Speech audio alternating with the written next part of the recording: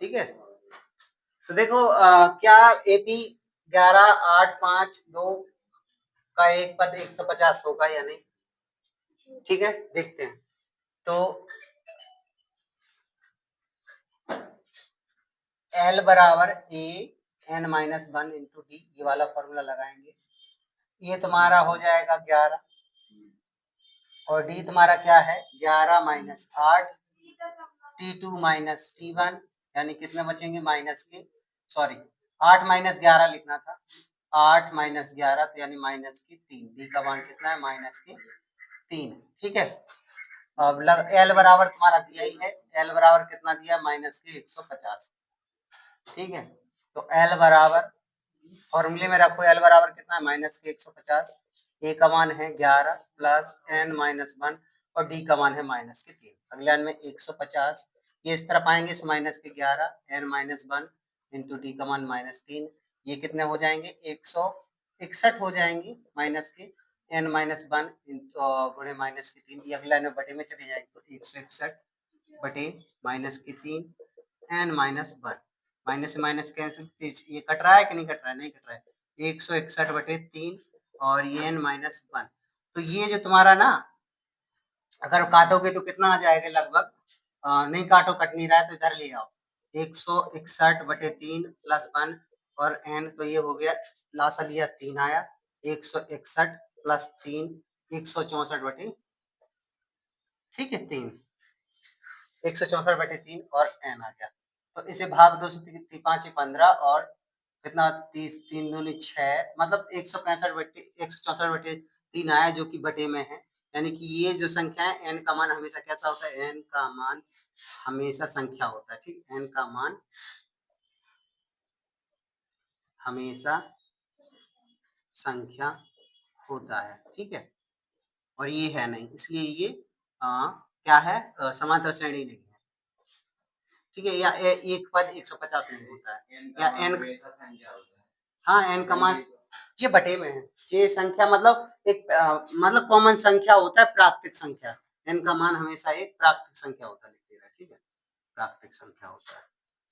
ठीक है, और इधर ये नहीं है, इसलिए ये 150 इस श्रेणी का पद नहीं है, 150 इस श्रेणी का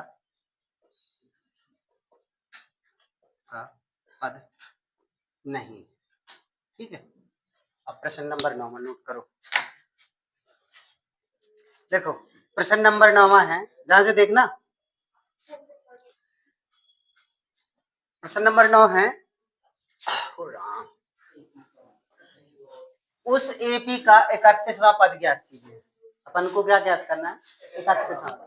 देखो मतलब टी 31 ये ज्ञात करना है। अपन लोग T1, T2, T3, T4, T5 ऐसे चलते हैं, A1, A2, A3। हाँ बिल्कुल, या फिर लिख लो A1, A2, A3 या 31 ज्ञात करना। ठीक है, तो कोई एक तो मानना पड़ेगा। ठीक है, तो 31 मान लिया इतना। अब उसमें कहा है 31वां पद ज्ञात कीजिए। हमेशा ये ध्यान रखना कि अगर जब A1 की बात हो तो A आता है, A2 की बात आए तो A प्लस D आता है, वो A3 की बात कहे तो A प्लस 2D ऐसे आता है, आता है कि नहीं आता है। अगर हम 31 की बात कहें तो ये A प्लस कितना हो जाएगा 30D आएगा, 30D सॉरी, ठीक है कितना हो जाएगा 30D। तो इसी प्रकार 11वां पद 38 है और 16वां पद 73 है। तो देखना अपन लोग 11वें पद के लिए क्या कर लेंगे, देखो अगर कैसे आता है ये 11वां पद, यानी A11 कितना है, A11 है 38, ठीक है, और A16 कितना है 73, है ना, ये 16 73।